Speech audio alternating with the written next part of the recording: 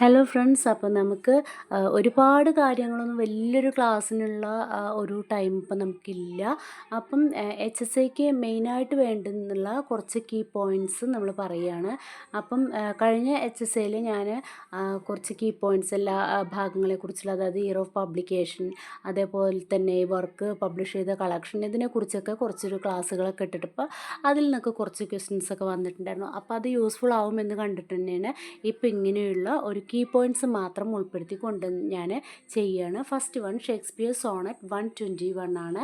എന്താണ് സോണറ്റ് എന്നുള്ളതിനെക്കുറിച്ചും അതിൻ്റെ ഡിവിഷൻസിനെ കുറിച്ചും ആരാണ് ഇംഗ്ലീഷിലോട്ട് കൊണ്ടുവന്നതെന്നും അതേപോലെ തന്നെ എന്തൊക്കെ തരത്തിലുള്ള സോണറ്റുകളാണ് ഉള്ളത്, ഇതിനെക്കുറിച്ചെല്ലാം ഉള്ളൊരു നല്ല ഡീറ്റെയിൽ ആയിട്ടുള്ള ഒരു ക്ലാസ് ഞാൻ നമ്മുടെ ഈ ചാനൽ തുടങ്ങുന്നതിൻ്റെ ഫസ്റ്റ് തന്നെ സോണറ്റിനെ കുറിച്ചുള്ളൊരു ക്ലാസ്സാണ് ഇട്ടുള്ളത്. അതൊന്ന് കണ്ടിട്ടുണ്ടെങ്കിൽ നിങ്ങൾക്ക് കംപ്ലീറ്റ് ഐഡിയ കിട്ടും. അപ്പോൾ അതൊന്ന് കാണാം കേട്ടോ. അപ്പം നമുക്ക് അറിയാം, ഷേക്സ്പിയർ എത്ര സോണറ്റുകൾ എഴുതിയിട്ടുണ്ടെന്ന് ചോദിക്കുമ്പോൾ 154 സോണറ്റ്സ് ആണ് ടോട്ടലി ഉള്ളത്. അപ്പം ഇദ്ദേഹത്തിൻ്റെ സോണറ്റ്സ് എല്ലാം first published in a quarto volume എന്ന് പറയുന്ന ക്വാർട്ടോ വോളിയത്തിലാണ്. അതായത് അതിൻ്റെ ടൈറ്റിൽ ഇങ്ങനെയാണ്, Shakespeare sonnet. Okay, Shakespeare sonnet first published in a quarto volume titled Shakespeare sonnet in 1609 ആണ്. 1609ലാണ് പബ്ലിഷ് ചെയ്യുന്നത്. ഇനി ഇതെല്ലാം പബ്ലിഷ്ഡ് ബൈ തോമസ് നോർപ്പാണ്. ചോദിക്കാം, പബ്ലിഷ്ഡ് ബൈ തോമസ് നോർപ്പ്. ഇനി പറയുന്നത്, നമ്മൾ പറയാൻ പോകുന്നത് സോണറ്റ് 121 ആണ്.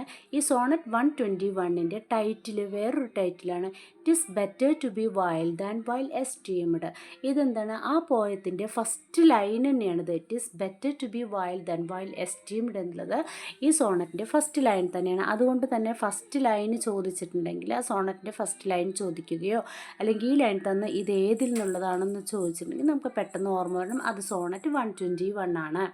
ഇനി പറയുന്നത്, ഇദ്ദേഹത്തിൻ്റെ ടോട്ടലുള്ള 154 സോണറ്റ്സ് നമ്മൾ പറഞ്ഞല്ലോ. ആ 154 സോണറ്റ്സിനെ 3 ഡിവിഷൻസ് ആയിട്ടാണ് നമ്മൾ കാണുന്നത്. മെയിൻലി 3 ഡിവിഷൻസ് ആണ് കാണുന്നത്. അതിൽ 1 മുതൽ 126 വരെ ഒരു ഫെയർ യൂത്ത് സീക്വൻസ് ആയിട്ടാണ് കാണുന്നത്.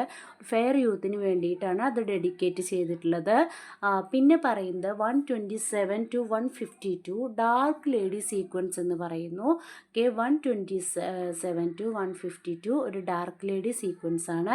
അടുത്തത് പറയുന്നത് 153 to 54 to Roman myth of Cupid ആണ്. 153 to 154 to Roman myth of Cupid. അപ്പോൾ ഇതൊക്കെ നിങ്ങൾക്ക് അറിയാവുന്ന കാര്യമാണ്, അതാണ് ഞാൻ പറഞ്ഞത്, ഡീറ്റെയിൽ ആയിട്ട് പറയുന്നില്ല. ജസ്റ്റ് നമുക്ക് ഒന്ന് റിമെമ്പർ ചെയ്യാനുള്ള കീ പോയിൻറ്റ്സ് ആണ് പറയുന്നത്. ഇനി പറയുന്നത്, ആദ്യത്തെ 1 മുതൽ 117 വരെയുള്ള സോണറ്റ്സ് പ്രത്യേകമായിട്ട് അറിയപ്പെടുന്ന പേരാണ് പ്രോക്രിയേഷൻ സോണറ്റ്സ് എന്നാണ് അവ അറിയപ്പെടുന്നത്.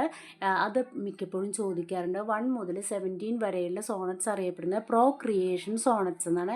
ഈ പ്രോക്രിയേഷൻ സോണറ്റ്സ് എന്ന് പറയുമ്പോൾ തന്നെ നിങ്ങൾ ആലോചിക്കുക, ഇതിൽ ഫെയർ യൂത്തിനോട് മാരി ചെയ്യാനും അതിൽ കുട്ടികൾ ഉണ്ടാവട്ടെ എന്നൊക്കെയുള്ള ആ ഒരു ഉണ്ടാവാനൊക്കെ ഉള്ള അഡ്വൈസ് കൊടുക്കുന്ന തരത്തിലുള്ള സോണറ്റാണ് 1 to 17 എന്ന് പറയുന്ന പ്രോക്രിയേഷൻ സോണറ്റ്സ്. ആ ക്രിയേഷൻ എന്ന് പറയുമ്പോൾ ഇതാണ് ഇതിൽ കാര്യമെന്ന് ആലോചിക്കുക, അതിലെന്താണ് മെയിനായിട്ട് പറയുന്നത് എന്ന്. പിന്നെ പറയുന്നത്, സോണറ്റ് 121 പറയുന്നത് poem about corruption and honesty ആണ്. കറപ്ഷൻ ആൻഡ് ഹോണസ്റ്റി നമുക്കറിയാം ഇതിലെന്താണ് പറയുന്നത് എന്നുള്ളത് അല്ലേ. കാരണം സ്വന്തം തെറ്റുകൾ മറച്ചു വെച്ചുകൊണ്ട് മറ്റുള്ളവരുടെ തെറ്റിനെ ഫോക്കസ് ചെയ്യുന്ന ആ ഒരു രീതി, അത് ശരിയല്ല എന്നുള്ളതാണ് ഇതിലൂടെ നമുക്ക് കാണിക്കുന്നത്. നമുക്ക് ഈ പോയത്തിനെ കുറിച്ച് അറിയാവുന്നതാണ്, അതൊന്നുകൂടി നോക്കുക. ഇത് കീ പോയിൻറ്റ്സ് നമ്മൾ പോകുമ്പോൾ, എക്സാമിനൊക്കെ പോകുമ്പോൾ നമ്മുടെ മനസ്സിൽ എപ്പോഴും ഉണ്ടായിരിക്കേണ്ട കാര്യമാണ്. ഇനി പറയുന്നത്, ഇതിൻ്റെ റൈം സ്കീം വരുന്നത് ഏതാണ്, ABAB CD EF GG ആണ്. അപ്പോൾ ഇത് ഏതാണ് റൈം സ്കീം എന്ന് പറയുന്നത്, ഏതാണ്, ABAB CD EF GG. ഇത് ഏത് സോണറ്റാണ്? അപ്പോൾ ഇംഗ്ലീഷ് സോണറ്റ് അല്ലെങ്കിൽ ഷേക്സ്പീരിയൻ സോണറ്റ് എന്നറിയപ്പെടുന്ന സോണറ്റാണ് അല്ലേ. അതായത് നമുക്കറിയാലോ ഷേക്സ്പിയറിൻ്റെ സോണറ്റാണല്ലോ. അതുകൊണ്ട് തന്നെ ഷേക്സ്പീരിയൻ സോണറ്റിൻ്റെ റൈം സ്കീമാണ് ABAB CD EF GG. ഇനി ഇതിൽ മീറ്റർ പറയുന്നത് ആംബിക് പെൻറ്റാമീറ്റർ ആണ് പറയുന്നത്. ഷേക്സ്പീരിയൻ സോണറ്റിൻ്റെ മീറ്റർ പറയുന്നത് ആംബിക് പെൻറ്റാമീറ്റർ ആണ്.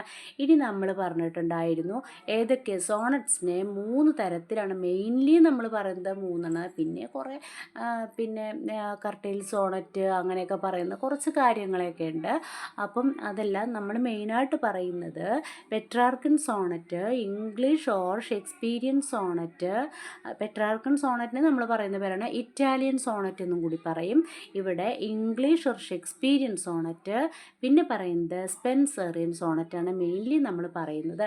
അതിൽ ഷേക്സ്പീരിയൻ സോണറ്റാണ് നമ്മൾ പറഞ്ഞു കഴിഞ്ഞത്. ഇനി പെട്രാർക്കൻ സോണറ്റിൻ്റെ റൈം സ്കീമാണ് ABBA ABBA, CDC CDC or CDE CDE, ABBA ABBA, CDC CDC or CDE CDE. നേരെ മറിച്ച് നമ്മുടെ ഷേക്സ്പീരിയൻ സോണറ്റിൽ പറഞ്ഞ AB ആണ്. ആലോചിക്കുക, രണ്ടും തമ്മിൽ മാറരുത്. ഷേക്സ്പീരിയൻ സോണറ്റ് അവസാനം ഒരു GG വരുന്നത് ആലോചിക്കുക. ഓക്കെ, ഷേക്സ്പീരിയൻ സോണറ്റിൽ അവസാനം ഒരു GG വരുന്നത് ആലോചിക്കുക. Okay, ABAB CDCD EFEF GG, ഇതാണ് Shakespearean sonnet. Okay, Petrarchan sonnet or Italian sonnet ABBA ABBA, CDC CDC or CDE CDE ആണ്.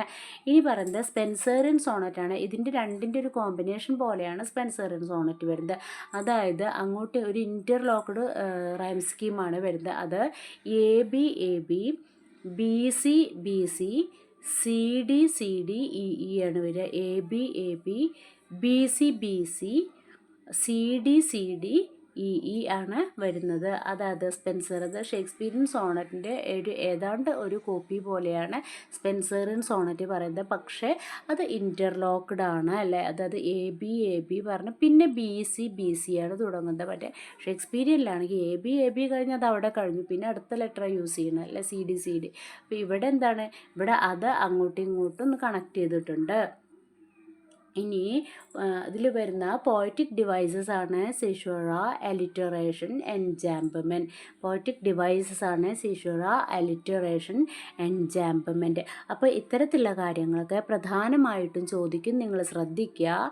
എൻ്റെ അടുക്ക് തന്നെ ഒരു ഇൻ്റർവ്യൂവിൽ ചോദിച്ചിട്ടുള്ള മെയിനായിട്ടുള്ള ചോദ്യമായിരുന്നു സോണറ്റ്. നമ്മൾ ചിന്തിക്കും സോണറ്റ് വളരെ എളുപ്പമല്ലേ, പക്ഷേ നമുക്കതിൻ്റെ കംപ്ലീറ്റ് ഡീറ്റെയിൽസ് അറിയണം. അതിനെക്കുറിച്ച് കംപ്ലീറ്റ് ആയിട്ട് ചോദിച്ചിട്ടുണ്ടായിരുന്നു.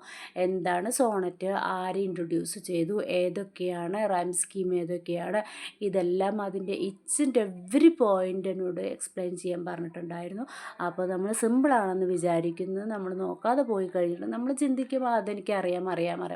ഓരോ പ്രാവശ്യം ഇത് അറിയാമെന്ന് വിചാരിക്കുമ്പോൾ ചിലപ്പോൾ നമ്മൾ അതിൻ്റെ ടച്ച് വിട്ടു പോയിട്ടുണ്ടാവും. അങ്ങനെ ചെയ്യരുത്.